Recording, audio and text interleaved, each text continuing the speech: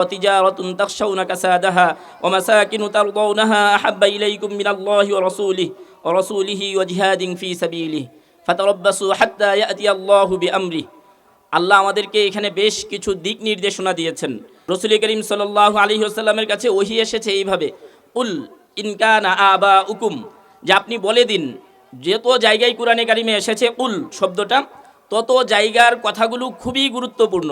প্রায় 313টা জায়গার চেয়েও বেশি জায়গায় উল শব্দ দিয়ে আল্লাহ বলেছেন। ইহুদিরা রাসূল করিম সাল্লাল্লাহু আলাইহি ওয়াসাল্লামকে বিব্রত করার জন্য এসে জিজ্ঞেস করেছে যে আল্লাহর রাসূল, রূহ কি, আত্মাটা এটা কি, বিব্রত করার জন্য জিজ্ঞেস করেছে। তখন আল্লাহ রাসূল করিম সাল্লাল্লাহু আলাইহি ওয়াসাল্লামকে বলেছেন যে কুলির রূহু মিন আমরি রব্বি, যে আপনি বলে দিন রূহ এটা আল্লাহর একটা হুকুম, রূহ এটা আল্লাহর একটা হুকুম। এই কাফেররা, মক্কার কাফেররা, মুশরিকরা রাসূল করিম সাল্লাল্লাহু আলাইহি ওয়াসাল্লামকে বিব্রত করার জন্য এসে জিজ্ঞেস করেছে যে আপনি যে আল্লাহর কথা বলেন, ওই আল্লাহ কে, আল্লাহর কি পরিচয়, আল্লাহর ঠিকানা কোথায়, আল্লাহর বাবা আছে কিনা, আল্লাহর সন্তান আছে কিনা, আল্লাহ কি কারো মুখাপেক্ষী কিনা, কারো সহযোগিতা চান কিনা আল্লাহ তাআলা, এইভাবে জিজ্ঞেস করেছে মুশরিকরা, কাফেররা আল্লাহ রাসূল সাল্লাল্লাহু আলাইহি ওয়াসাল্লামকে। তখন আল্লাহ রাসূল সাল্লাল্লাহু আলাইহি ওয়াসাল্লামের কাছে আল্লাহ ওহী পাঠিয়েছেন, আমাদের সবার খুবই পছন্দের একটা সূরা, আমরা সবাই এটা পারি, মুসলমান মাত্রই, ছোট ছোট বাচ্চারা ওই সূরাগুলো পারে। তখন আল্লাহ রাসূল করিম সাল্লাল্লাহু আলাইহি ওয়াসাল্লামকে বলেছেন যে আপনি বলে দিন কুল হুয়াল্লাহু আহাদ। আমরা মনে করছি যে খুব সহজ একটা বিষয়, এত সহজ না। যখন রাসূল করিম সাল্লাল্লাহু আলাইহি ওয়াসাল্লামকে বলা হচ্ছে যে আপনি বলে দিন আপনার আল্লাহ কোথায় আছেন, এই কথাটা আপনি কি করেন, বলে দেন, আল্লাহ বলছেন। তখন আল্লাহ বলছেন কুল, বলে তারপর বলছেন যে আপনি বলে দিন যে আল্লাহ এক, আল্লাহ একক, আল্লাহ কারো মুখাপেক্ষী না, আল্লাহ অদ্বিতীয়। আল্লাহ রাসূল সাল্লাল্লাহু আলাইহি ওয়াসাল্লাম এইভাবে বলেছেন। কত গুরুত্বপূর্ণ কথা, একজন মুমিনের, একজন মুসলমানের ইমানের কথাটা, একজন মুমিন মুসলমানের ইমানের কথাটা আল্লাহ তাআলা এইভাবে বলে দিয়েছেন যে আল্লাহ এক, আল্লাহর সাথে কাউকে শরীক করা যাবে না, কোনো অংশীদার নেই।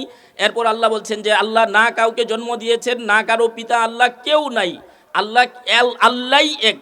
এইভাবে আল্লাহ গুরুত্বপূর্ণ কথাগুলো যখন বলেন তখন বলেছেন কি উল।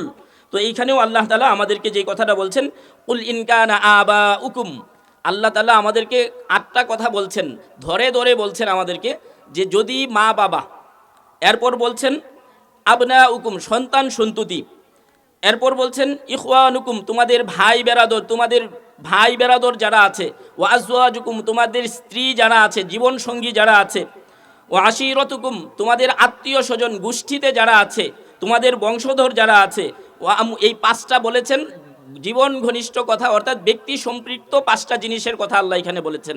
এরপর 3টা বিষয় আল্লাহ বলছেন ওয়া আমওয়ালুন ইকতারাফতুমুহা, তোমরা যেই সম্পদ অর্জন করেছো সেই সম্পদের কথা আল্লাহ বলেছেন। এরপর বলছেন ওয়াতিজারাতুন তাখশাউনা কাসাদাহা, তোমরা যেই ব্যবসা বাণিজ্য করো, সেই যেই ব্যবসা বাণিজ্য লস খাওয়ার ভয় করো, ওয়াতিজারাতুন তাখশাউনা কাসাদাহা ওয়া মাসাকিনু তারদাউনাহা, যেই ঘর বাড়ির প্রতি তোমাদের ভালোবাসা আছে, সেই বাড়ি ঘর সেইগুলো যদি তোমাদের কাছে প্রিয় হয়ে ওঠে, কার চেয়ে প্রিয় হয়, আল্লাহ, আল্লাহর রাসূল এবং আল্লাহর পথে জিহাদ করার চেয়ে যদি তোমাদের কাছে এই 8টা জিনিস প্রিয় হয়ে যায়, তখন আল্লাহ বলছেন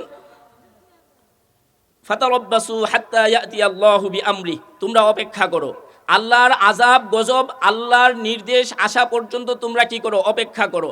অর্থাৎ আল্লাহ আমাদেরকে বলছেন যেই কথাটা, এটা হলো যে আল্লাহর চেয়ে বেশি ভালোবাসা যাবে না অন্য কাউকে, রাসূলের চেয়ে বেশি ভালোবাসা যাবে না অন্য কাউকে, আল্লাহর পথে জিহাদ করার চেয়ে বেশি ভালোবাসা যাবে না আমার সন্তান, আমার পিতামাতা, আমার সম্পদ, আমার বাড়িঘর, আমার ব্যবসা, আমার আত্মীয় স্বজন, আমার ভাই বেরাদর, আমার স্ত্রী, এই সবগুলোর চেয়ে বেশি ভালোবাসতে হবে আল্লাহ, আল্লাহর রাসূল এবং আল্লাহর পথে জিহাদ করাকে।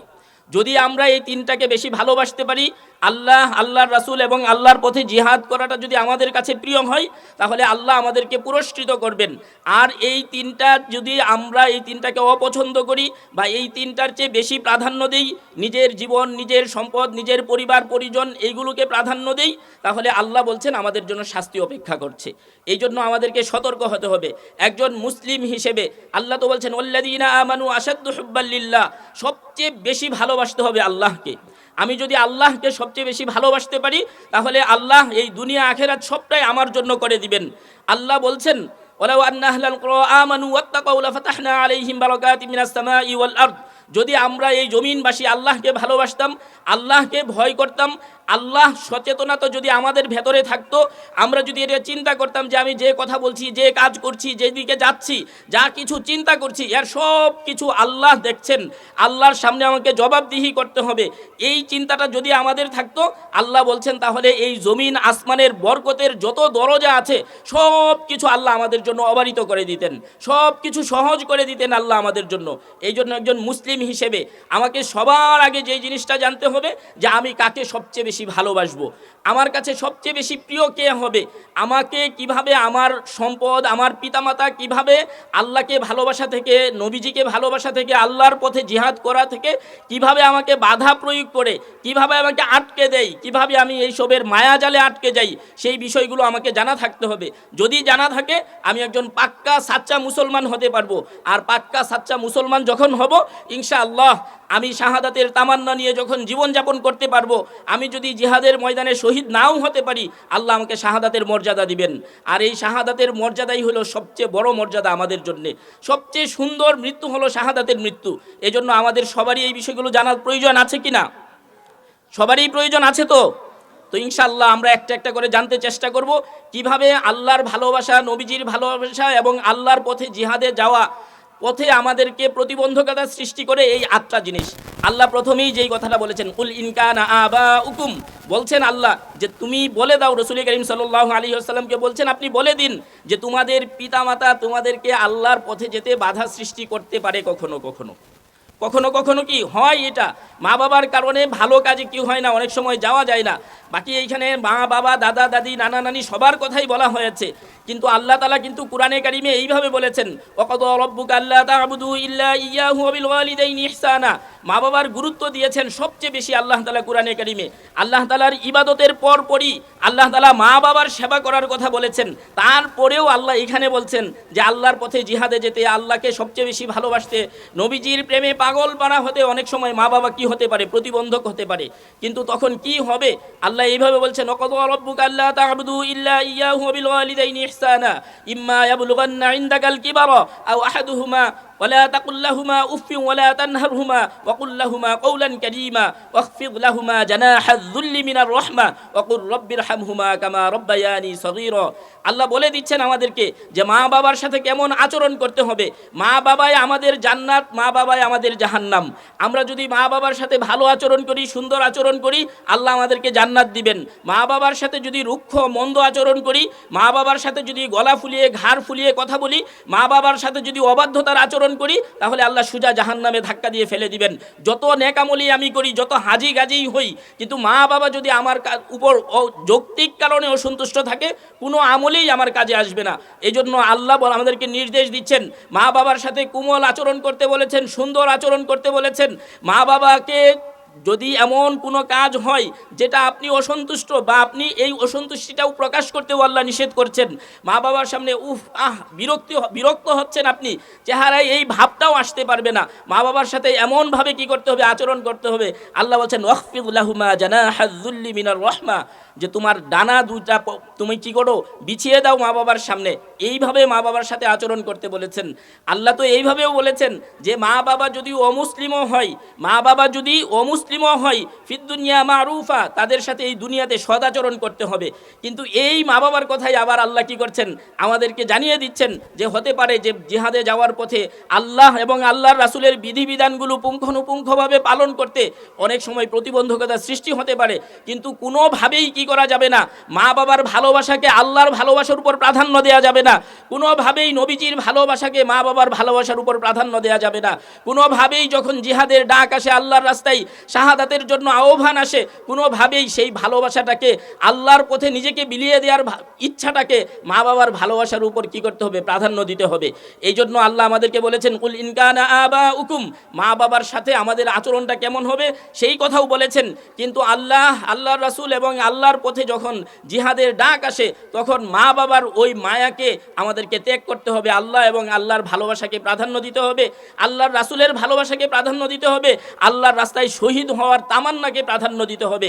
এই জন্য আমরা যদি এইভাবে করতে পারি ইনশাআল্লাহ আল্লাহ তাআলা আমাদেরকে ইমানের স্বাদ যেটা আছে, ইমানের যেই মজা আছে, আমি যে একজন মুসলমান হিসেবে আমার যে ইমানের স্বাদ পাওয়ার কথা, ইমানের একজন ইমানদারের যেই আত্মমর্যাদা বোধ থাকার কথা, একটা ইমানি যেই গায়রত থাকার কথা, সেইটা তখনই তৈরি হবে যখন আমি আমার আল্লাহর রাসূল এবং জিহাদের তামান্নাকে প্রাধান্য দিতে পারবো। রাসূল করিম সাল্লাল্লাহু আলাইহি ওয়াসাল্লাম তো এইভাবে বলেছেন, সালাসুম মান কুন্না ফীহি ওয়াজাদা বিহিন্না হালাওয়াতাল ঈমান, যে তিনটা শ্রেণীর মানুষ, তিনটা কাজ করলে মানুষ ইমানের স্বাদ পাবে, ইমানের মজা পাবে। এর মধ্যে প্রথম যেটা বলেছেন, আল্লাহ এবং আল্লাহ রাসূলকে অন্য সব কিছুর উপর বেশি ভালোবাসতে হবে। এই জন্য আমরা তৈরি আছি তো ইনশাআল্লাহ, আল্লাহ যেন আমাদের বুঝার তৌফিক দান করেন। দ্বিতীয় যেই কথাটা রাসূল আল্লাহ তাআলা আমাদেরকে বলেছেন, এটা বলেছেন ওয়াবনাআকুম, যে তোমাদের সন্তানরা তোমাদের জন্য কি হবে, প্রতিবন্ধক হবে আল্লাহকে ভালোবাসার ক্ষেত্রে। আল্লাহ আমাদেরকে হালাল উপার্জন করতে বলেছেন, হারাম খেতে নিষেধ করেছেন, সুদের ধারে কাছে যেতে নিষেধ করেছেন, ঘুষ খেতে নিষেধ করেছেন। কিন্তু অনেক বাবা বাধ্য হয় অনেক সময় যে সন্তানকে একটু ভালো রাখার জন্য এই কাজগুলো করতে হয়। তো আল্লাহর ভালোবাসা, আল্লাহর নির্দেশকে সে কী করছে, উপেক্ষা করছে, সে তার সন্তানের ভালোবাসাটাকে প্রাধান্য দিচ্ছে। আল্লাহ বলেছেন ওয়ালা তাকতুলু আওলাদাকুম খাশিয়াতা ইমলাক, আল্লাহ সন্তানদেরকে হত্যা করতে নিষেধ করেছেন দরিদ্রতার ভয়ে। আল্লাহ এই সন্তানদের জন্য আমাদেরকে দোয়া শিখিয়েছেন। আল্লাহ বলেছেন কুররাতা আইনি ওয়াজআলনা লিল মুত্তাকিনা ইমামা, এই সন্তানরা যেন আমাদের চোখের শীতলতা হয়, এই সন্তানদেরকে আল্লাহ যেন মুত্তাকিদের ইমাম বানিয়ে দেন, এইভাবে দোয়াও শিখিয়েছেন আল্লাহ আমাদেরকে সন্তানদের জন্য। কিন্তু পাশাপাশি এটাও বলেছেন এই সন্তানের মায়া, এই সন্তানের চেহারার হাসি, এই সন্তানের ভালো থাকার, সুস্থ থাকার যেই চিন্তা, এগুলো অনেক সময় আমাদেরকে আল্লাহ এবং আল্লাহ রাসূলের ভালোবাসার ক্ষেত্রে পরাজিত করে ফেলে, আল্লাহর রাস্তায় বের হওয়ার ক্ষেত্রে আমাদেরকে পরাজিত করে ফেলে এই সন্তানের ভালোবাসা। আল্লাহ কিন্তু এই কথাও বলেছেন ইন্নামা আমওয়ালুকুম ওয়া আওলাদুকুম ফিতনা, এই যে সন্তান সম্পদ এগুলোকে আল্লাহ ফিতনাও বলেছেন। এই জন্য আমাদেরকে সতর্ক হতে হবে, যখনই আমার সন্তান এবং আল্লাহর বিধান, রাসূলের ভালোবাসা, দ্বীন ইসলামের তাকাজে আমার সামনে আসবে, তখন অবশ্যই আমাকে আল্লাহর ভালোবাসা, নবীজির ভালোবাসা এবং দ্বীন ইসলামের তাকাজাকে প্রাধান্য দিতে হবে। তখনই আমি একজন সার্থক মুসলমান হতে পারবো, তখনই আমি জান্নাতের অধিকারী হতে পারবো, তখনই আল্লাহর প্রিয় পাত্র হয়ে উঠতে পারবো আমরা ইনশাআল্লাহ। এই জন্য আমাদেরকে আল্লাহর ভালোবাসার উপর কোনোভাবেই যেন আমার মা বাবা, আমার সন্তানের ভালোবাসা প্রাধান্য না পাই, সেই ব্যাপারে সতর্ক থাকতে হবে, সজাগ থাকতে হবে। এরপর আল্লাহ আমাদেরকে বলেছেন ওয়াইখওয়ানুকুম, তোমাদের ভাই বেরাদর যারা আছে, ভ্রাতৃত্বের বন্ধন, রক্তের বাঁধন, এই যে সম্পর্কগুলো, এইগুলো অনেক সময় আমাদেরকে ভালো কাজ করতে বাধার সৃষ্টি করে। চিন্তা করি যে ভাই খারাপ কাজ করছে, মন্দ কাজ করে, আমারই তো ভাই, আশ্রয় প্রশ্রয় দেই, অনেক সময় আল্লাহর ভালোবাসার উপরে এগুলো প্রাধান্য পায়। এই জন্য আল্লাহ আমাদেরকে সতর্ক করেছেন। এত সুন্দর এক কথা আল্লাহ বলেছেন এই ভ্রাতৃত্বের বন্ধনের কথা।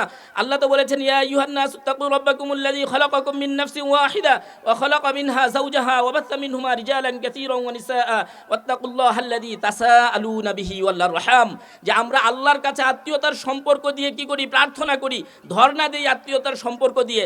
এই সম্পর্কগুলো আমাদেরকে কি করে আল্লাহ ভালোবাসা থেকে পিছিয়ে দেয়, নবীজির ভালোবাসা থেকে পিছিয়ে দেয়, আল্লাহর রাস্তায় জিহাদে যাওয়ার ক্ষেত্রে আমাদের প্রতিবন্ধকতার সৃষ্টি করে। আল্লাহ সতর্ক করছেন যেন কোনোভাবেই তোমাদের ভ্রাতৃত্বের বন্ধন, এই ভাইয়ে ভাইয়ে যেই সম্পর্ক, এই সম্পর্কগুলো যেন তোমাদেরকে কি না করে, আল্লাহর ভালোবাসা থেকে দূরে ঠেলে না দেয়, আল্লাহর পথে সংগ্রাম করা থেকে যেন তোমাদেরকে দূরে ঠেলে না দেয়। এই ব্যাপারে আমাদেরকে সতর্ক হতে হবে। চতুর্থত আল্লাহ যেই কথাটা আমাদেরকে বলেছেন, এটা বলছেন ওয়াজওয়াজুকুম, আমাদের স্ত্রীদের কথা বলেছেন। পাউস, আমাদের স্ত্রী যারা আছেন, আল্লাহ তো এইভাবে বলেছেন হুন্না লিবাসুল লাকুম ওয়া আনতুম লিবাসুল লাহুন, যে তারা আমাদের পরিধেয় বস্ত্র, আমরা তাদের পরিধেয় বস্ত্র। অর্থাৎ তাদের ইজ্জত সম্ভ্রম যেভাবে আমরা রক্ষা করব, তারাও আমাদের ইজ্জত সম্ভ্রম রক্ষা করবেন।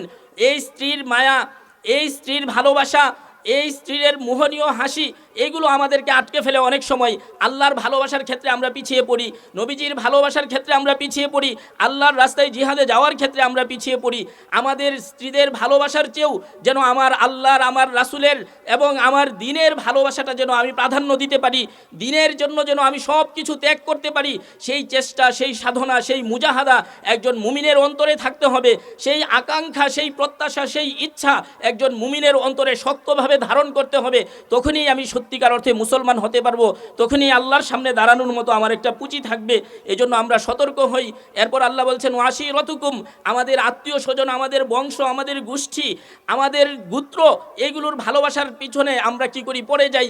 আল্লাহ এবং আল্লাহ রাসূলের ভালোবাসাকে প্রাধান্য দিতে পারি না। আল্লাহর পথে শহীদ হওয়ার যেই তামান্না, সেটাকে আমি প্রস্ফুটিত করতে পারি না, সেটাকে আমি ফুটিয়ে তুলতে পারি না।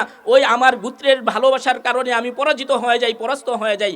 আল্লাহ সতর্ক করছেন আমাদেরকে যেন গোত্রের ভালোবাসায় আমরা পিছিয়ে না যাই, যেন আমি আমার সম্প্রদায়ের টানে আল্লাহর ভালোবাসাকে আমি যেন পিছনে ঠেলে না দেই, আল্লাহর ভালোবাসাকে যেন আমি প্রাধান্য দিতে পারি। সেজন্য আল্লাহ ধরে ধরে আমাদেরকে কি করছেন, বলে দিচ্ছেন যে তুমি তোমার মা বাবার ভালোবাসাই, তোমার সন্তানের ভালোবাসাই, তোমার ভাই বেরাদরের ভালোবাসাই, তোমার আত্মীয় স্বজনের ভালোবাসাই, তোমার স্ত্রীদের ভালোবাসাই তুমি আমাদেরকে ভুলে যেতে পারো বান্দা। তুমি তোমার রাসূলের ভালোবাসাকে পিছনে ঠেলে দিতে পারো। তুমি আমার আল্লাহর রাস্তায় শহীদ হওয়ার তামান্না, এটা তোমার অন্তরে জাগ্রত নাও হতে পারে। এই জন্য আল্লাহ ধরে ধরে বলে দিচ্ছেন কোথায় কোথায় আমাদের মিস্টেক হয়, কোথায় কোথায় আমরা পদস্খলিত হই, এর সব কিছু আল্লাহ আমাদেরকে স্পষ্ট করে বলে দিচ্ছেন। এজন্য আমাদের সতর্ক হওয়া উচিত, বোঝা উচিত। আল্লাহ যেন আমাদের বুঝার তৌফিক দান করেন। এরপর আল্লাহ বাকি তিনটা কথা বলছেন, এগুলো তো ব্যক্তির সম্পর্কের কথা বলছেন আল্লাহ। এরপর আল্লাহ আমাদেরকে আরও তিনটা বিষয়ে বলছেন, এই যে সম্পদ আমরা যেটা অর্জন করি, যেটা উপার্জন করি, যেটা আয় করি, এই সম্পদ নষ্ট হয়ে যাবে, এই সম্পদ চলে যাবে, এই ভয়ে আমরা কি করি না, আল্লাহ এবং আল্লাহ রাসূলকে ভালোবাসতে পারি না, আমরা এই জিহাদের ময়দানে যেতে পারি না। এরপর আল্লাহ বলছেন ওয়াতিজারাতুন তাখশাউনা কাসাদাহা ওয়া মাসাকিনু তারদাউনাহা, এই যে ব্যবসা বাণিজ্য যেটা আছে, এই ব্যবসা বাণিজ্য তো আল্লাহ আমাদেরকে বলে দিয়েছেন। আল্লাহ তো ব্যবসার কথা কুরআনে বলেছেন আমাদেরকে। আল্লাহ বলছেন হাল আদুল্লুকুম আলা তিজারাতিন তুনজিকুম মিন আযাবিন আলিম, যে আমি কি তোমাদেরকে ব্যবসার কথা বলবো না? আল্লাহ যেই ব্যবসা তোমাদেরকে কি করবে, সব রকমের আযাব গজব থেকে তোমাদেরকে উদ্ধার করবে। আর সেই ব্যবসাটাই হলো আল্লাহর পথে জিহাদ করা, আল্লাহর পথে নিজের জীবনকে কুরবান করার চেষ্টা করা। এরপর আল্লাহ বলছেন ইন্নাল্লাযীনা ইয়াতলুনা কিতাবাল্লাহি ওয়া আকামুস সালাহ ওয়া আনফাকু মিম্মা রাযাকনাহুম সিররান ওয়া আলানিয়াতান ইয়ারজুনা তিজারাতান লান তাবুর। আল্লাহ আরও একটা ব্যবসার কথা আমাদেরকে বলছেন, যেই ব্যবসায় কোনো লস নেই। এটা হলো আল্লাহর কালামকে তিলাওয়াত করা, কুরআনে কারীমকে আঁকড়ে ধরা এবং আল্লাহর রাস্তায়, আল্লাহর পথে গোপনে প্রকাশ্যে সর্ব অবস্থায় দান করতে থাকা।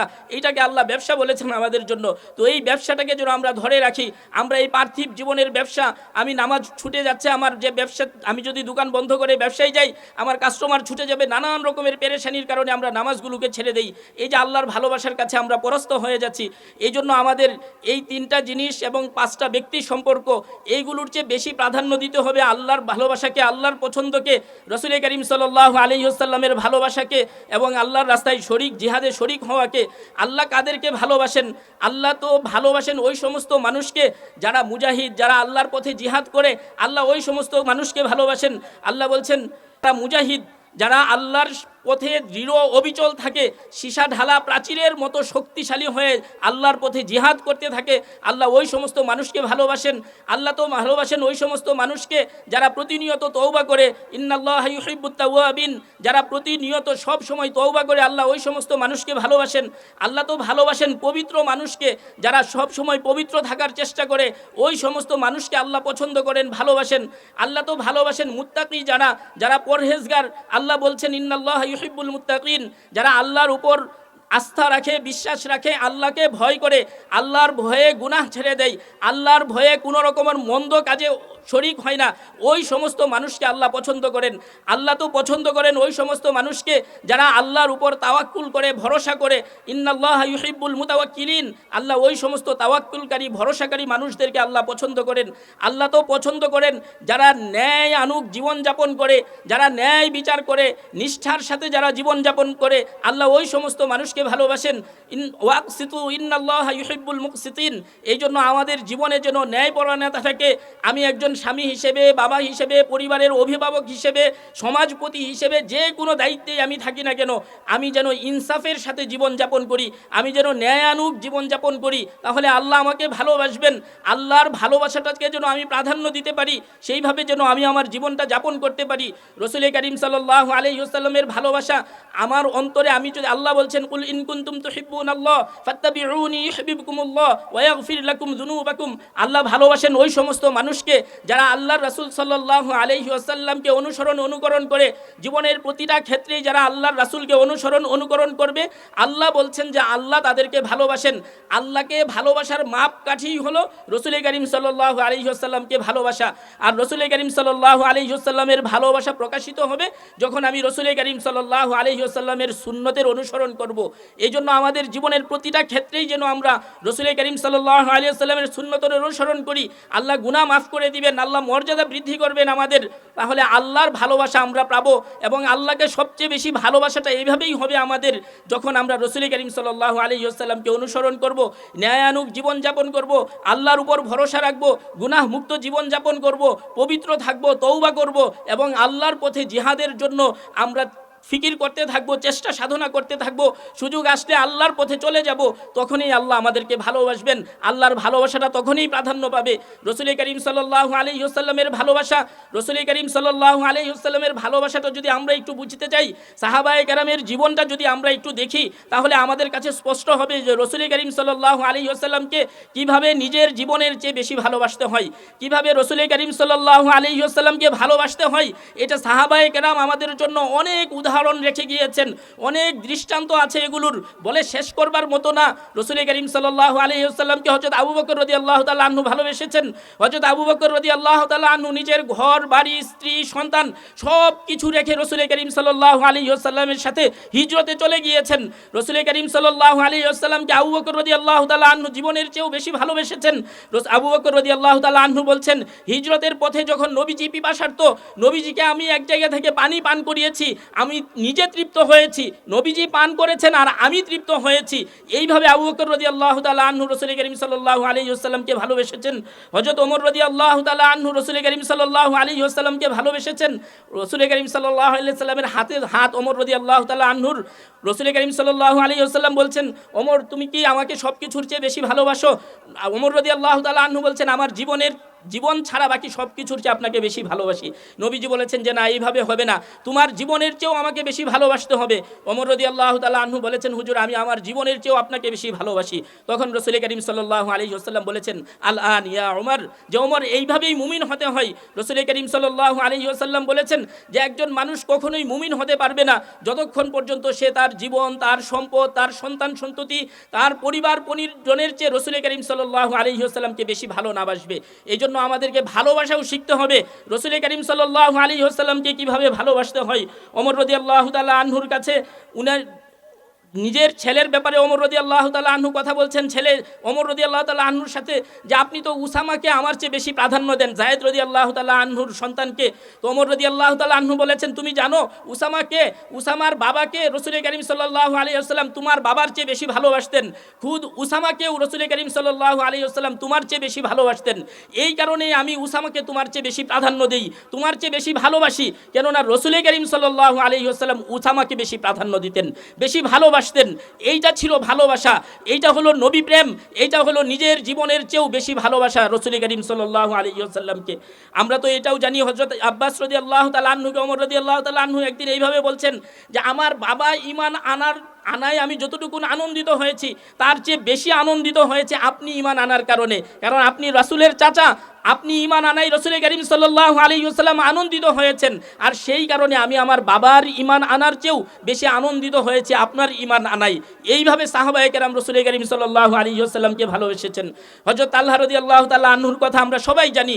উহুদ যুদ্ধে হযরত তালহা রাদিয়াল্লাহু তাআলা আনহু যখন কাফেররা রাসূল করিম সাল্লাল্লাহু আলাইহি ওয়াসাল্লামের প্রতি অবিরামভাবে বর্ষা নিক্ষেপ করছে, তীর নিক্ষেপ করছে, হযরত তালহা রাদিয়াল্লাহু তাআলা আনহু সিনা টান করে দিয়েছেন। হযরত তালহা রাদিয়াল্লাহু তাআলা আনহুর শরীরে ৭০-এর চেয়েও বেশি তীর আর বর্ষার আঘাতের চিহ্ন ছিল।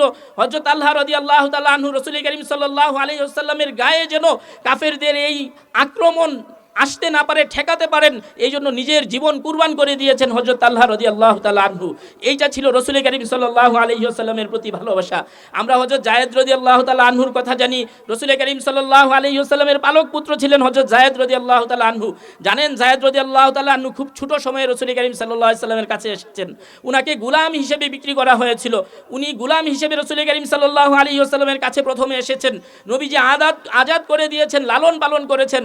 যখন যায়েদ রাদিয়াল্লাহু তাআলা আনহু তাগরা যৌবনে আছেন, যখন যুবক বয়সে আছেন, তখন ওনার বাবা খুঁজ পেয়েছেন যে জায়েদ তো এখানে আছে। জায়েদ রাদিয়াল্লাহু তাআলা আনহুর বাবা অনেক ধনাঢ্য ব্যক্তি ছিলেন, অনেক তালাশ করে নবীজির কাছে খুঁজে পেয়েছেন।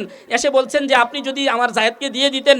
নবীজি বলেছেন আপনার জায়েদ যদি চলে যায় আমার কোনো আপত্তি নেই, আমাকে কোনো টাকা পয়সা দিতে হবে না। রাসূল করিম সাল্লাল্লাহু আলাইহি ওয়াসাল্লামকে তারা টাকা পয়সা দিতে চেয়েছে। নবীজি বলেছেন কিচ্ছু লাগবে না, জায়েদ যদি চলে যায় আপনারা নিয়ে যেতে পারেন। জায়েদ রাদিয়াল্লাহু তাআলা আনহু তখন কি করেছেন, এই নবীজিকে ভালোবেসে থেকে গিয়েছেন। মা বাবার সাথেও পর্যন্ত তিনি যাননি, নবীজিকে এইভাবে ভালোবেসেছেন জায়েদ রাদিয়াল্লাহু তাআলা আনহু। নিজের বাবার অনেক সম্পদ ছিল, এই সব সম্পদকে উপেক্ষা করেছেন জায়েদ রাদিয়াল্লাহু তাআলা আনহু শুধু নবীজির ভালোবাসাই। এইটা হলো নবীজির জন্য ভালোবাসা, নবীজিকে এইভাবেই ভালোবাসতে হয়। হযরত আবু সুফিয়ান রাদিয়াল্লাহু তাআলা আনহু ঈমান আনার আগে হযরত আবু সুফিয়ান রাদিয়াল্লাহু নবীজিকে আগলে রাখে। পৃথিবীর আর কোথাও কেউ এইভাবে তার কোনো মুনিবকে এভাবে ভালোবাসে না, তার কোনো নেতাকে, তার কোনো অনুসরণীয় ব্যক্তিত্বকে এইভাবে ভালোবাসে না যেইভাবে মুসলমানরা রাসূল করিম সাল্লাল্লাহু আলাইহি ওয়াসাল্লামকে ভালোবাসে। আমরা উরওয়া ইবনে মাসউদ রাদিয়াল্লাহু তাআলা আনহুর কথাও জানি। উরওয়া ইবনে মাসউদ রাদিয়াল্লাহু তাআলা আনহু রাসূল করিম সাল্লাল্লাহু আলাইহি ওয়াসাল্লামের কাছে এসেছিলেন হুদাইবিয়ার সন্ধির সময়, তখনও তিনি ঈমান আনেননি। ওই উরওয়া ইবনে মাসউদও গিয়ে এই কথা বলেছেন যে আমি কায়সারে গিয়েছি, কিসরায় গিয়েছি, পারস্যে কত জায়গায় গিয়েছি, আমি নাজাশির কাছে গিয়েছি কিন্তু কাউকে দেখিনি মুহাম্মদ সাল্লাল্লাহু আলাইহি ওয়াসাল্লামের অনুসারীরা যেভাবে তাকে ভালোবাসে সেইভাবে পৃথিবীর আর কাউকে এইভাবে ভালোবাসতে আমি দেখিনি। এই উরওয়া ইবনে মাসউদ রাদিয়াল্লাহু তাআলা আনহুই যখন ঈমান আনার আগে হুদাইবিয়ার সন্ধির সময় নবীজির সাথে কথা বলতে এসেছেন, তখন রাসূল করিম সাল্লাল্লাহু আলাইহি ওয়াসাল্লামের সাথে তিনি যখন কথা বলছেন, তখন নবীজির দাড়িতে সে হাত দিতে যাচ্ছে। তখন মুগীরা ইবনে শুবা রাদিয়াল্লাহু তাআলা আনহু দূর সম্পর্কের আত্মীয় চাচা ভাতিজা তারা যখন দেখেছেন যে এটা তো অসুন্দর দেখায়, যে নবীজি সম্মানিত ব্যক্তি, আল্লাহর কাছে সবচেয়ে প্রিয় ব্যক্তিত্ব রাসূল করিম সাল্লাল্লাহু আলাইহি ওয়াসাল্লাম, সর্বশ্রেষ্ঠ মহামানব রাসূল করিম সাল্লাল্লাহু আলাইহি ওয়াসাল্লাম, তার সাথে একটা লোক এসে কথা বলবে আর দাড়িতে হাত দেওয়ার চেষ্টা করবে। উরওয়া ইবনে মাসউদকে তখন মুগীরা ইবনে শুবা রাদিয়াল্লাহু তাআলা আনহু তরবারির হাতল দিয়ে হাতে বাড়ি মেরেছেন, তরবারির হাতল দিয়ে হাতে বাড়ি মেরেছেন যে এটা কি করছো তুমি। আরেক ইহুদি এসেছে, এটা ছিল ইমানি জজবা, এটা ছিল ইমান যে রাসূল করিম সাল্লাল্লাহু আলাইহি ওয়াসাল্লামকে কিভাবে ভালোবাসতে হয়। রাসূল করিম সাল্লাল্লাহু আলাইহি ওয়াসাল্লামকে কেউ কটু কথা বলবে, নবীজির শানে কেউ বেয়াদবি করবে আর একজন মুমিন বসে থাকবে, এটা তো হতেই পারে না। মুগীরা ইবনে শুবা রাদিয়াল্লাহু তাআলা আনহু সাধারণ একটু অসুন্দর দেখায়, অশিষ্টাচারপূর্ণ আচরণের কারণে তরবারির হাতল দিয়ে বাড়ি দিয়েছেন হাতে। আর আমরা কি করি, রাসূল করিম সাল্লাল্লাহু আলাইহি ওয়াসাল্লামের শানে কত রকমের গুস্তাখি হয়। আমি মুমিন, আমার অন্তরে একটু জ্বালাও উঠে না। আমি মুমিন, আমার অন্তরে ইমানের গায়রতটাও পর্যন্ত উত্থিত হয় না। আমি মুমিন, আমার ইমান জ্বলে উঠে না। হযরত এই রাসূল করিম সাল্লাল্লাহু আলাইহি ওয়াসাল্লামের কাছে আরেক ইহুদি এসেছিল, রাসূল করিম সাল্লাল্লাহু আলাইহি ওয়াসাল্লামকে নানান প্রশ্ন করছে। সে প্রশ্ন করার সময় শুধু বলছে, সে তো ঈমান আনেনি, সে বলছে এই মুহাম্মদ, হে মুহাম্মদ। তখন একজন সাহাবী জোরে ধাক্কা মেরেছেন, ধাক্কা দিয়ে ফেলে দিয়েছেন, বলছেন এই তুই মুহাম্মদ বলছিস কেন, তুই কি ইয়া রাসূলুল্লাহ বলতে পারিস না। এইভাবে রাসূল করিম সাল্লাল্লাহু আলাইহি ওয়াসাল্লামকে ভালোবেসেছেন তারা, এইভাবে রাসূল করিম সাল্লাল্লাহু আলাইহি ওয়াসাল্লামের জন্য জীবন বাজি রেখেছেন তারা, এইভাবে রাসূল করিম সাল্লাল্লাহু আলাইহি ওয়াসাল্লামের জন্য জীবনের সব রকমের ঝুঁকি নিয়েছেন তারা। এই জন্য একজন মুমিন হিসেবে আমি নবীজিকে কতটুকুন ভালোবাসি, আমার ঈমান কি রাসূল করিম সাল্লাল্লাহু আলাইহি ওয়াসাল্লামকে ভালোবাসার ক্ষেত্রে এই নমুনাগুলোর সাথে আমার ঈমান মিলে কিনা, আমি আমার নিজেকে প্রশ্ন করতে পারি যে আমার এই অবস্থা আছে কিনা নবীজিকে ভালোবাসার ক্ষেত্রে। হযরত খুবাইব রাদিয়াল্লাহু তাআলা আনহুর কথা আমরা সবাই জানি। হযরত খুবাইব রাদিয়াল্লাহু তাআলা আনহু যখন শাহাদাত বরণ করছেন, কাফেররা যখন খুবাইব রাদিয়াল্লাহু তাআলা আনহুকে ওনার আড়ম্বরপূর্ণ অনুষ্ঠান করে তাকে শহীদ করে দেওয়ার জন্য চেষ্টা করছে, হযরত খুবাইব রাদিয়াল্লাহু তাআলা আনহুর শরীর থেকে যখন গোশত কেটে কেটে নেওয়া হচ্ছে, যখন তার শরীর থেকে গড়গড় করে তাজা রক্তগুলো ঝরে পড়ছে, তখন এক কাফের বলছে যে খুবাইব, তোমার জায়গায় যদি মুহাম্মদকে রাখা হয় তুমি এটা মেনে নিবে। হযরত খুবাইব রাদিয়াল্লাহু তাআলা আনহু একেবারে ভগ্ন শরীর, একেবারে নিস্তেজ হয়ে যাচ্ছেন, তখনও গর্জে উঠেছেন, বলেছেন এটা কোনোভাবেই সম্ভব না যে আমি আমার স্ত্রী সন্তান আর পরিবার পরিজন নিয়ে নির্বিঘ্ন জীবনযাপন করব, নিরাপদ থাকব, আর রাসূল করিম সাল্লাল্লাহু আলাইহি ওয়াসাল্লামের শরীরে একটা কাঁটা বিঁধবে, এটাও তো আমি সহ্য করতে পারি না। এই ছিল সাহাবায়ে কেরামের ঈমান, এই ছিল সাহাবায়ে কেরামের রাসূল করিম সাল্লাল্লাহু আলাইহি ওয়াসাল্লামের প্রতি ভালোবাসা। একজন অন্ধ সাহাবী ছিলেন, ওই অন্ধ সাহাবীর একজন বাদী ছিল, একটা বাদী ছিল। এই বাদীর গর্ভে ওনার সন্তান সাজানো হয়েছে, খুব ভালো ছিল, দেখতে শুনতে সব দিক থেকেই ভালো ছিল। ওই সাহাবী জানতেন যে এই মহিলাটা কি করে, মাঝে মধ্যেই রসুল করিম সাল্লাল্লাহু আলাইহি ওয়াসাল্লামের ব্যাপারে বাজে মন্তব্য করে। ওই সাহাবী বুঝানোর চেষ্টা করেছেন, ওই মহিলা বুঝে নাই। একদিন এই মহিলাকে ওই সাহাবী হত্যা করে ফেলেছেন। অনেক মূল্যবান সম্পদ বাদী, কিন্তু রসুল করিম সাল্লাল্লাহু আলাইহি ওয়াসাল্লামের ভালোবাসায় এই বাদীকে হত্যা করে ফেলে দিয়েছেন। রসুল করিম সাল্লাল্লাহু আলাইহি ওয়াসাল্লাম যখন জেনেছেন, তখন রসুল করিম সাল্লাল্লাহু আলাইহি ওয়াসাল্লাম তার জন্য দোয়া করেছেন। এই ছিল রসুল করিম সাল্লাল্লাহু আলাইহি ওয়াসাল্লামের জন্য সাহাবায়ে কেরামের ভালোবাসা।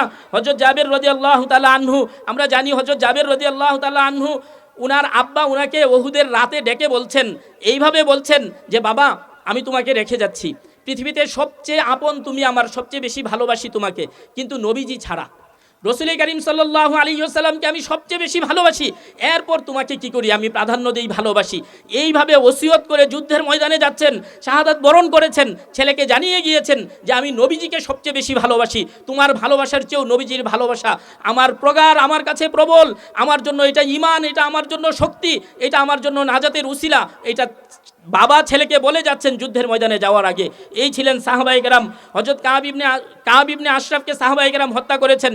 এই কাব রসুল করিম সাল্লাল্লাহু আলাইহি ওয়াসাল্লামকে নানানভাবে মশকরা করত, নানানভাবে তিরস্কার করত। সাহাবায়ে কেরাম নিজের জীবনের ঝুঁকি নিয়ে, নিজের জীবনকে বাজি রেখে সাহাবায়ে কেরাম এই কাব ইবনে আশরাফকে জাহান্নামে পাঠিয়ে দিয়েছেন, শুধুমাত্র রসুল করিম সাল্লাল্লাহু আলাইহি ওয়াসাল্লামের শানে গুস্তাখি করার জন্যে। এই জন্য আমাদেরও চিন্তা করা উচিত যে আমি আমার নবীজির জন্য কিছু করতে পারছি কিনা। এরপর হযরত সাহাবী একজন জিজ্ঞেস করেছেন রসুল করিম সাল্লাল্লাহু আলাইহি ওয়াসাল্লামকে যে আল্লাহর রাসূল কিয়ামত কবে? নবীজি জিজ্ঞেস করেছেন, তোমার কি প্রস্তুতি আছে কিয়ামতের? আমাদের অনেকেই আছি, আমরা এই কিয়ামতের আলামত, এইটা ওইটা অনেক কিছু নিয়ে পড়ে আছি, কিন্তু নিজের ঈমান, আমল, নিজের প্রস্তুতি, এগুলোর ব্যাপারে আমরা বেখবর। এমনটা যেন না হয়। নবীজি জিজ্ঞেস করেছেন যে কিয়ামতের জন্য তোমার কি প্রস্তুতি আছে? তখন সাহাবী বলেছেন যে আল্লাহর রাসূল, আল্লাহ এবং আল্লাহর রাসূলের ভালোবাসা। যে আমার কিয়ামতের প্রস্তুতি হলো, আমার মৃত্যুর প্রস্তুতি হলো আল্লাহ এবং আল্লাহ রাসূলের ভালোবাসা। উনারা জানতেন এই কথাটা, যে আমরা যদি আল্লাহ এবং আল্লাহ রাসূলকে ভালোবাসতে পারি, নিজের সম্পদ, সন্তান, নিজের খ্যাত, খামার, ব্যবসা বাণিজ্য, এই সব কিছুর চেয়ে যদি আল্লাহ এবং আল্লাহ রাসূলকে ভালোবাসতে পারি, সুনিশ্চিত জান্নাতে চলে যাব। সাহাবায়ে কেরাম তো এইভাবে বলতেন যে ঈমান আনার পরে সবচেয়ে সুসংবাদযুক্ত হাদিস ছিল আমাদের জন্য এটা, যে আল্লাহ এবং আল্লাহ রাসূলকে ভালোবাসলেই জান্নাতে যেতে পারবো। আলমারু মা মান আহাব্বা, যে যাকে ভালোবাসবে সে তার সাথে কি করবে, জান্নাতে যাবে, হাসর নাসর তার সাথে হবে। তো সাহাবায়ে কেরাম নবীজিকে এইভাবে ভালোবাসতেন যে ওনারা ভালোবাসার দাবিটা করতে পারতেন আল্লাহ এবং আল্লাহ রাসূলের সামনে। আমরাও যেন সেভাবে কি করতে পারি। আমরা আবু খাইসাম রাদিয়াল্লাহু তাআলা আনহুর ঘটনাও জানি। তাবুক যুদ্ধের সময় রাসূল করিম সাল্লাল্লাহু আলাইহি ওয়াসাল্লাম চলে গিয়েছেন। আবু খাইসাম রাদিয়াল্লাহু তাআলা আনহু নিজের ঘরে ছিলেন তখনও তিনি পর্যন্ত। তখন তিনি ঘরের ভেতরে ভালো খাবারের আয়োজন ছিল, স্ত্রীরা ছিল, বাগানে সব রকমের আয়োজন ছিল আরামদায়ক। তিনি যখন মধ্য দুপুরে আরাম করার চেষ্টা করছিলেন, তখন হঠাৎ উনার মনে হলো, হায়রে, রাসূল করিম সাল্লাল্লাহু আলাইহি ওয়াসাল্লাম তো তাবুকে গিয়েছেন। তাবুক মানে একটা কঠিন যুদ্ধ ছিল, অনেক দূরের পথ ছিল, প্রচণ্ড গরম ছিল। তখন সাহাবায়ে কেরামের খেজুর কাটার মৌসুম ছিল। সব কিছু উপেক্ষা করে সাহাবায়ে কেরাম আল্লাহর রাসূলের ভালোবাসায় আল্লাহর দিনকে বিজয়ী করার জন্য জিহাদের ময়দানে ঝাঁপিয়ে পড়েছেন, তাবুকের যুদ্ধে চলে গিয়েছেন। তিনজন সাহাবী, আরে আবু খাইসাম রাদিয়াল্লাহু তাআলা আনহু এবং আর বাকি মুনাফিকরা ছিল। উনি আবু খাইসাম রাদিয়াল্লাহু তাআলা আনহুর মাথায় যখনই এটা আসলো যে নবীজি এত কষ্ট করছেন এই মধ্য দুপুরে, এই গরমে, আর আমি এখানে বসে আরাম করছি, তিনি একাকী তাবুকে চলে গিয়েছেন। যখন তাবুক থেকে দেখা যাচ্ছে যে একজন অশ্বারোহী আসছে, নবীজি বলছেন যে আবু খাইসাম আসছে। সাহাবায়ে কেরাম যখন কাছে এসেছেন, দেখলেন সত্যি সত্যি আবু খাইসাম। তিনি তার ঘটনা বলে দিলেন নবীজিকে যে হুজুর, আমার তো এই অবস্থা হয়েছিল, এরপর আমি আপনার ভালোবাসায় আপনি এখানে কষ্ট করবেন আর আমি আরামে শুয়ে থাকবো, স্ত্রী সন্তানদের সাথে ঘর বাড়ি করব, ঘর সংসার করব, এটা আমি মেনে নিতে পারিনি হে আল্লাহর রাসূল। এটা আমাকে থাকতে দেয়নি আমার ঘরে, এই জন্য আমি ছুটে এসেছি হে আল্লাহর রাসূল। রাসূল করিম সাল্লাল্লাহু আলাইহি ওয়াসাল্লাম স্বাগত জানিয়েছেন। নবীজি বলছেন যে আমি দূর থেকেই ধারণা করছিলাম যে এটা আবু খাইসামই হবে। এইভাবে সাহাবায়ে কেরাম রাসূল করিম সাল্লাল্লাহু আলাইহি ওয়াসাল্লামকে ভালোবাসতেন। রাসূল করিম সাল্লাল্লাহু আলাইহি ওয়াসাল্লাম কিভাবে অনুসরণ করতেন সাহাবায়ে কেরাম? খাইবারের যুদ্ধের কথা আমরা সবাই জানি। ওই খাইবারের যুদ্ধে সাহাবায়ে কেরাম গৃহপালিত গাধা, যেটা ঘরে লালন পালন করা হতো, আমরা যেভাবে গরু লালন পালন করি ঘরে, এইরকম ঘরে গাধাও লালন পালন করা হতো। উনারা এই গৃহপালিত গাধা জবাই করেছেন। চুলার উপরে একবারে গোশতটা হয়ে আসছে, টকবক করে ফুটছে। নবীজি সংবাদ পাঠিয়েছেন যে গিয়ে বলো যেন গৃহপালিত গাধার গোশতগুলো তারা ফেলে দেয়। সাহাবায়ে কেরাম কোনো কথা না বলে সাথে সাথে ডেকচি উল্টো করে ফেলে দিয়েছেন। এইভাবেই তারা রসুল করিম সাল্লাল্লাহু আলাইহি ওয়াসাল্লামকে মেনেছেন, অনুসরণ করেছেন।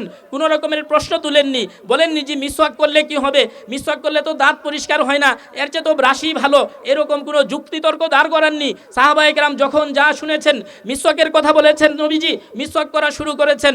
অজু এইভাবে করতে হয়, ওইভাবে করতে হয়, সাহাবায়ে কেরাম মেনে নিয়েছেন। নামাজ এইভাবে পড়তে হয়, দেখিয়েছেন, শুনিয়েছেন। আমি জানি, আমি পারি, এরকম কিচ্ছু বলেন নাই সাহাবায়ে কেরাম। নবীজি যখন যা বলেছেন তখন তা মেনে নিয়েছেন। এই জন্যই তাদের প্রতি আল্লাহর সন্তুষ্টি আল্লাহ প্রকাশ করেছেন। রাদিয়াল্লাহু আনহুম ওয়া রাদু আন, আল্লাহ বলেছেন। এইভাবে সাহাবায়ে কেরামকে ভালোবাসতেন, সাহাবায়ে কেরাম নবীজিকে ভালোবাসতেন। আমরা হযরত আলী রাদিয়াল্লাহু তাআলা আনহুকে তো সবাই চিনি, সবাই জানি আমরা হযরত আলী রাদিয়াল্লাহু তাআলা আনহুর কথা। হযরত ফাতেমা রাদিয়াল্লাহু তাআলা আনহার স্বামী ছিলেন, চতুর্থ খলিফা ছিলেন। হযরত আলী রাদিয়াল্লাহু তাআলা আনহু অনেক বড় মুজাহিদ ছিলেন, অনেক বড় আল্লাহর ওলি ছিলেন, অনেক বড় ফকিহ ছিলেন হযরত আলী রাদিয়াল্লাহু তাআলা আনহু। ওই আলী রাদিয়াল্লাহু তাআলা আনহু একদিন বলছেন যে নবীজিকে কিভাবে উনারা মানতেন, কিভাবে নবীজির কথাগুলো উনারা পালন করতেন। হযরত রাসূল করিম সাল্লাল্লাহু আলাইহি ওয়াসাল্লামের কাছে একদিন ফাতেমা রাদিয়াল্লাহু তাআলা আনহা গিয়েছেন, গিয়ে বলেছেন যে আমার একটা কাজের লোক দরকার। রাসূল করিম সাল্লাল্লাহু আলাইহি ওয়াসাল্লাম ছিলেন না, আয়েশা রাদিয়াল্লাহু তাআলা আনহা এই মেসেজটা দিয়েছেন নবীজিকে। নবীজি রাতের বেলায় হযরত আলী রাদিয়াল্লাহু তাআলা আনহুর বাড়িতে গিয়েছেন, গিয়ে দুজনের মাঝখানে ফাতেমা রাদিয়াল্লাহু তাআলা আনহু এবং আলী রাদিয়াল্লাহু তাআলা আনহুর মাঝখানে বসে নবীজি বলছেন যে আমি তোমাদের একটা আমল শিখিয়ে যাই, এই আমলটা তোমাদের কাজের লোকের চেয়েও অনেক বেশি উত্তম। তোমরা কাজের লোক থেকে যেরকম সহযোগিতা পেতে, কাজের লোক থাকলে তোমরা যতটা স্বাচ্ছন্দ্য বোধ করতে, তার চেয়ে বেশি সহযোগিতা, তার চেয়ে বেশি স্বাচ্ছন্দ্য বোধ, তার চেয়ে বেশি কম কষ্টে তোমরা কাজগুলো করে ফেলতে পারবে যদি তোমরা প্রতি রাতে এই আমলটা করো। আমরা করতে তৈরি আছি তো ইনশাআল্লাহ? আজ থেকে সবাই করব তো ইনশাআল্লাহ? ইনশাআল্লাহ। তো রাসূল করিম সাল্লাল্লাহু আলাইহি ওয়াসাল্লাম তখন বলেছেন যে রাতে যখন তোমরা ঘুমাতে যাইবা তখন 33 বার সুবহানাল্লাহ। আমলটা অনেক সহজ। রাসূল করিম সাল্লাল্লাহু আলাইহি ওয়াসাল্লাম আরেক হাদিসে বলেছেন যে দুইটা আমল অনেক বেশি সহজ, এই দুইটা আমল মানুষকে জান্নাতে নিয়ে যাবে, কিন্তু আমলকারীর সংখ্যা নিতান্ত কম, একেবারেই কম আমলকারীর সংখ্যা। কিন্তু আমল দুটা অনেক বেশি সহজ, আমলকারীর সংখ্যা কি অনেক কম, কিন্তু এই আমলটাই জান্নাতে পৌঁছাবে বান্দাদেরকে। এর মধ্যে একটা আমল হলো এইটা, যে শোয়ার সময় 33 বার সুবহানাল্লাহ, 33 বার আলহামদুলিল্লাহ, 34 বার আল্লাহু আকবার। এটা তো সবাই পারি আমরা। এটা শুধু ফজর আর আসরের নামাজের পর না, প্রত্যেক নামাজের পরেই পড়বো আমরা। এই দুইটা জায়গায় নবীজি বলেছেন 5 ওয়াক্ত নামাজের পরে যে ব্যক্তি 33 বার সুবহানাল্লাহ, 33 বার আলহামদুলিল্লাহ, 34 বার আল্লাহু আকবার পড়বে, এবং রাতে শোয়ার সময় 33 বার সুবহানাল্লাহ, 33 বার আলহামদুলিল্লাহ, 34 বার আল্লাহু আকবার পড়বে, ওই লোককে আল্লাহ জান্নাত দিয়ে দিবেন ইনশাআল্লাহ। আমরা পারবো তো ইনশাআল্লাহ? তো আলী রাদিয়াল্লাহু তাআলা আনহুকে যেদিন নবীজি শিখিয়েছেন, যেই রাতে, আলী রাদিয়াল্লাহু তাআলা আনহু বলছেন যে এই রাতের পর থেকে কোনো দিন আর আমার এই আমলটা ছুটে নাই। তখন আলী রাদিয়াল্লাহু তাআলা আনহুর পাশ থেকে একজন বলছেন যে হে আলী, আপনি কি সিফিনের যুদ্ধের রাতেও কি আপনার এই আমলটা হয়েছে? সিফিনের যুদ্ধ মানে ভয়াবহ। তখন আলী রাদিয়াল্লাহু তাআলা আনহু বলেছে যে হ্যাঁ, এই ভয়াবহ রাতেও আমি এই আমলটা করেছি। এইভাবে আলী রাদিয়াল্লাহু তাআলা আনহু সাহাবায়ে কেরাম রাসূল করিম সাল্লাল্লাহু আলাইহি ওয়াসাল্লামকে মানতেন। এই জন্য আল্লাহ তাদেরকে জান্নাতের কথা বলেছেন, তার সন্তুষ্টির কথা আল্লাহ বলেছেন। হযরত উসমান রাদিয়াল্লাহু তাআলা আনহুকে যখন হুদায়বিয়ার সন্ধির সময় নবীজি মক্কায় পাঠিয়েছেন, যখন এই কথাটা যখন সবাই জেনে ফেলেছে, তখন যে উসমান রাদিয়াল্লাহু তাআলা আনহুকে শহীদ করে দিয়েছে কাফেররা, নবীজি সবার থেকে বায়াত গ্রহণ করেছেন। উনারা কিন্তু যুদ্ধের প্রস্তুতি নিয়ে যাননি, উনারা কিন্তু অস্ত্র শস্ত্র নিয়ে যাননি, উনারা গিয়েছিলেন ওমরা করার জন্যে। তো ওই হযরত উসমান রাদিয়াল্লাহু তাআলা আনহুর শাহাদাতের বদলা নেওয়ার জন্যে নবীজি যখন সবার থেকে বায়াত নিয়েছেন, উনারা বিনা বাক্যবে কেউ বলেননি যে আমরা তো যুদ্ধের জন্য আসিনি, আমরা তো যুদ্ধের প্রস্তুতি নিয়ে আসিনি, আমাদের তো সরঞ্জাম নেই, কিচ্ছু বলেননি। সাহাবায়ে কেরাম সবাই কি করেছেন? রাসূল করিম সাল্লাল্লাহু আলাইহি ওয়াসাল্লামের হাতে বায়াত গ্রহণ করেছেন, বায়াতুর রিদওয়ান হয়েছে। এইভাবে রাসূল করিম সাল্লাল্লাহু আলাইহি ওয়াসাল্লামকে সাহাবায়ে কেরাম মেনেছেন। মদ নিষেধ করার ঘটনা আমরা সবাই জানি। যখন এই মদ নিষেধ হয়েছে, রাসূল করিম সাল্লাল্লাহু আলাইহি ওয়াসাল্লাম ঘোষণা দিয়েছেন, সাহাবায়ে কেরাম যে যেখানে ছিলেন, যার কাছে যা ছিল সব ওনারা ভেঙে ফেলে দিয়েছেন, সব রাস্তায় ফেলে দিয়েছেন। এইভাবে রাসূল করিম সাল্লাল্লাহু আলাইহি ওয়াসাল্লামকে তারা মেনেছেন। আমরা তো এতক্ষণ পুরুষ সাহাবীদের কথা শুনেছি, আমরা যদি নারী সাহাবীদের কথাও শুনি যে তারা কিভাবে রাসূল করিম সাল্লাল্লাহু আলাইহি ওয়াসাল্লামকে ভালোবাসতেন, কিভাবে তারা নবীজিকে প্রাধান্য দিতেন। হযরত সুমাইয়া বিনতে কাইস রাদিয়াল্লাহু তাআলা আন উহুদের যুদ্ধে উনার সন্তান, উনার স্বামী, উনার বাবা, উনার ভাই সবাই শহীদ হয়েছেন। রসুল করিম সাল্লাল্লাহু আলাইহি ওয়াসাল্লামের কথাই বারবার জিজ্ঞেস করছেন যে আমার নবী কেমন আছেন, আমার নবী কেমন আছেন, আমার রাসূল কেমন আছেন। উনাকে মৃত্যুর সংবাদ দেওয়া হচ্ছে উনার আত্মীয় স্বজনের, উনি শুধু ইন্না লিল্লাহ পড়ে যাচ্ছেন আর বলছেন যে তোমরা আমাকে জানাও আমার রাসূল কেমন আছেন। যখনই তিনি জানতে পেরেছেন যে রসুল করিম সাল্লাল্লাহু আলাইহি ওয়াসাল্লাম সুস্থ আছেন, রসুল করিম সাল্লাল্লাহু আলাইহি ওয়াসাল্লাম জীবিত আছেন, তখন তিনি বলছেন যে আমার এই রকমের দুঃখ বেদনা যাতনা, সন্তান হারানো, স্বামী হারানো, একেবারে নিঃস্ব হয়ে যাওয়াটাও আমার কাছে তুচ্ছ, যে আমার নবীজি বেঁচে আছেন, এইটাই আমার জন্য সুসংবাদ, এইটাই আমার জন্য সান্ত্বনা। এইভাবে সাহাবায়ে কেরাম রসুল করিম সাল্লাল্লাহু আলাইহি ওয়াসাল্লামকে ভালোবাসতেন। উম্মে হাবিবা রাদিয়াল্লাহু তাআলা আনহার কথা আমরা জানি, আবু সুফিয়ান রাদিয়াল্লাহু তাআলা আনহুর কন্যা। তখন আবু সুফিয়ান রাদিয়াল্লাহু তাআলা আনহু ঈমান আনেননি। যখন তিনি নবীজির ঘরে গিয়েছেন, নবীজির শোয়ার জায়গায় যখন তিনি বসতে চেয়েছেন আবু সুফিয়ান, তখন উম্মে হাবিবা রাদিয়াল্লাহু তাআলা আনহা নবীজির বিছানাটা গুটিয়ে ফেলেছেন, বলেছেন যে আপনাকে এখানে নবীজির জায়গায় বসতে দিতে পারি না। বাবার ভালোবাসা এই সব কিছু তুচ্ছ হয়ে গিয়েছে রসুল করিম সাল্লাল্লাহু আলাইহি ওয়াসাল্লামের সম্মানে আর মর্যাদায়, রসুল করিম সাল্লাল্লাহু আলাইহি ওয়াসাল্লামের শান মান রক্ষায় একজন নারী, একজন কন্যা তার বাবাকে পর্যন্ত কি করছেন না, নবীজির জায়গায় বসতে দিচ্ছেন না। এইভাবে রসুল করিম সাল্লাল্লাহু আলাইহি ওয়াসাল্লাম ভালোবাসতেন। তার এই নিখাদ ভালোবাসাই অনন্ত জীবনটাকে, আমাদের যেই অনন্ত জীবন, মৃত্যুর পরের যেই জীবন, এই জীবনকে সহজ করে দিবে ইনশাআল্লাহ আমাদের রসুল করিম সাল্লাল্লাহু আলাইহি ওয়াসাল্লামের নিখাদ ভালোবাসা। এই জন্য আমাদেরকে রসুল করিম সাল্লাল্লাহু আলাইহি ওয়াসাল্লামকে ভালোবাসতে হবে। আর এই যে সাহাবায়ে কেরাম পুরো পৃথিবী শাসন করেছেন, অর্ধজাহান ওমর রাদিয়াল্লাহু তাআলা আনহু শাসন করেছেন, সাহাবায়ে কেরাম যেখানেই গিয়েছেন বিজয়ী হয়েছেন, সাহাবায়ে কেরাম কাফের মুশরিকদেরকে পদানত করেছেন, সাহাবায়ে কেরামের কাছে এই কাফের মুশরিকরা মাথা নত করে হাঁটু গেড়ে জিজিয়া কর দিয়ে যে তারা জীবনযাপন করেছে, এর মূল শক্তিই ছিল রসুল করিম সাল্লাল্লাহু আলাইহি ওয়াসাল্লামকে ভালোবাসা। রসুল করিম সাল্লাল্লাহু আলাইহি ওয়াসাল্লামের ভালোবাসার জুড়েই তারা পুরো পৃথিবীতে রাজত্ব করেছেন, আল্লাহর জমিনে আল্লাহর দ্বীনকে প্রতিষ্ঠিত করেছেন, আল্লাহর কালিমাকে বুলন্দ করেছেন রসুল করিম সাল্লাল্লাহু আলাইহি ওয়াসাল্লামের ভালোবাসাকে পুঁজি করে। এই জন্য আজকেও আমরা যদি রসুল করিম সাল্লাল্লাহু আলাইহি ওয়াসাল্লামকে ভালোবাসতে পারি, নিজের জীবনের চেয়ে, নিজের সম্পদের চেয়ে, নিজের সন্তানের চেয়ে, নিজের জীবনের সব কিছুর চেয়ে যদি রসুল করিম সাল্লাল্লাহু আলাইহি ওয়াসাল্লামের জীবনকে ভালোবাসতে পারি, রসুল করিম সাল্লাল্লাহু আলাইহি ওয়াসাল্লামের ভালোবাসাকে প্রাধান্য দিতে পারি, ইনশাআল্লাহ আমাদেরও বিজয় হবে। আল্লাহ তো আমাদেরকে বিজয়ী করার জন্যই, আল্লাহ তো এই পৃথিবীতে আমাদেরকে খলিফা হিসেবেই নিযুক্ত করেছেন। এই পৃথিবীকে যেন আমরা শাসন করতে পারি, সেই মেটেরিয়ালস দিয়েই, সেই উপাদান দিয়েই আল্লাহ আমাদেরকে দুনিয়াতে পাঠিয়েছেন। কিন্তু পৃথিবী আমাদের হাত ছাড়া, আমরা আজ শাসিত, আমরা আজ শোষিত। এর অন্যতম কারণ হলো যে আমরা রসুল করিম সাল্লাল্লাহু আলাইহি ওয়াসাল্লামকে ভালোবাসতে পারিনি, রসুল করিম সাল্লাল্লাহু আলাইহি ওয়াসাল্লামের আদর্শকে ধারণ করতে পারিনি, আল্লাহর ভালোবাসাকে আমরা আমাদের জীবনের চেয়ে বেশি প্রাধান্য দিতে পারিনি, নবীজির ভালোবাসাকে আমরা আমাদের সম্পদ, সন্তান, আমার দুনিয়ার স্ট্যাটাস, দুনিয়ার ধন সম্পদের উপর আমরা প্রাধান্য দিতে পারিনি। আর আল্লাহর পথে শহীদ হওয়ার যেই তামান্না, আল্লাহর পথে জিহাদে যাওয়ার যেই চেতনা, সেই চেতনাটাকে আমরা বুকে ধারণ করতে পারিনি। সেই চেতনা ধারণ করতে পারলেও এই চেতনার পরিস্ফুটন আমরা ঘটাতে পারিনি, এই চেতনা সবার মাঝে আমরা ছড়িয়ে দিতে পারিনি। এই কারণেই আজকে আমরা লাঞ্ছিত, অপদস্থ, পদদলিত। আমরা যেদিন আল্লাহ এবং আল্লাহ রাসূলের ভালোবাসাকে সব কিছুর উপর প্রাধান্য দিতে পারবো, জিহাদের তামান্না নিয়ে যখন আমরা দুর্বার বেগে এগিয়ে যেতে পারবো, তখন ইনশাআল্লাহ এই পৃথিবী আবার আমাদের পরিণত হবে রসুল করিম সাল্লাল্লাহু আলাইহি ওয়াসাল্লামের পর থেকে ধারাবাহিকভাবে যেখানে যেখানে 1924 সাল পর্যন্ত খেলাফত প্রতিষ্ঠিত ছিল, এই 100 বছর যাবৎ যখন আমরা আবার নিষ্পেষিত হচ্ছি, এর অর্থ হলো শাম বিজয় হয়ে গিয়েছে। শাম নিয়ে নানান কথা থাকতে পারে, কিন্তু শাম বিজয় হয়েছে আহলে সুন্নাত আল জামাতের হাত ধরে, শাম বিজয় হয়েছে মুজাহিদিনদের হাত ধরে, শাম বিজয় হয়েছে আল্লাহ এবং আল্লাহর রাসূলকে যারা নিজেদের জীবনের চেয়ে বেশি ভালোবাসেন তাদের হাত ধরে। অতএব আমরা আশা করতেই পারি এই শামকে কেন্দ্র করেই কিন্তু সালাউদ্দিন আইয়ুবী প্যালেস্টাইন মসজিদে আকসা বিজয় করেছিলেন। হযরত ওমর রাদিয়াল্লাহু তাআলা আনহুর সময়ও এই শামকে কেন্দ্র করেই কিন্তু হযরত ওমর রাদিয়াল্লাহু তাআলা আনহু ফিলিস্তিন বিজয় করেছিলেন।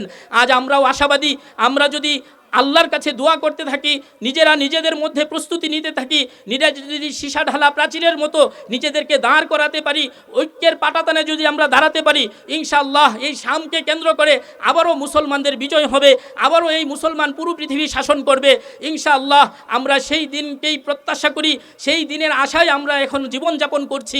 আল্লাহ যেন আমাদের সবাইকে সেই কাফেলায়, মুবারক কাফেলায় শামিল হওয়ার তৌফিক দান করেন, এবং আল্লাহ এবং আল্লাহর রাসূলের ভালোবাসাকে যেন আমরা আমাদের নিজের জীবনের চেয়ে সব কিছুর চেয়ে প্রাধান্য দিতে পারি। এই জন্য আমাদের জন্য উচিত হলো কুল ইন কুনতুম তুহিব্বুনাল্লাহ ফাত্তাবিউনি ইউহিব্বুকুমুল্লাহ ওয়া ইয়াগফির লাকুম যুনুবাকুম। নিজেদের জীবনের প্রতিটা ধাপে ধাপে, প্রতিটা স্তরে স্তরে রাসূল কারীম সাল্লাল্লাহু আলাইহি ওয়াসাল্লামের সুন্নতে যেন আমরা আমাদের জীবনকে সুসজ্জিত করি।